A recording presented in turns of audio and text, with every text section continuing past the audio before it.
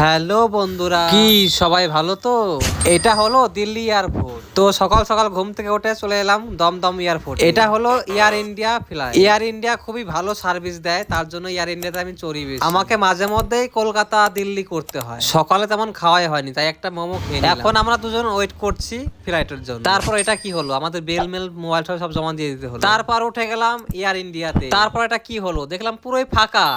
সেই মজা হবে যেহেতু আমরা জানলার পাশে টিকিট আমরা কাটিনি আজকে, তাও আমরা জানলার পাশে বসেছি দুজনা। আর কি বলবো ভাই, এই কপিটার দাম নাকি 150 টাকা। যেহেতু রাত্রি এখন 11টা, তাই রাতেই ডিনার করে নিলাম ফ্লাইটের মধ্যে। দিয়ে আমরা নামলাম রাত 12টা 20-তে। এখন দেখো দিল্লি এয়ারপোর্টে ভিতরটা অনেকটাই বড়। দিল্লি এয়ারপোর্টটা খুবই বড়, খুবই বড় আর খুবই সুন্দর ছিল। ফ্লাইট ল্যান্ড করার পর আমাদের হাঁটতে হয়েছিল অনেকটাই, কেননা 3 তলা উপর থেকে নিচে নামতে আমাদের অনেকটাই টাইম লেগে গেছে। তারপর আমাদের ট্রলিগুলো নিয়ে আমরা বেরোলাম। এখন যাবো আমরা 5 সেক্টরে। ভিডিওটি কেমন লাগলো তোমাদের? যদি ভালো লাগে থাকে তাহলে এখনই একটা কমেন্ট করে ফেলো তোমরা সব।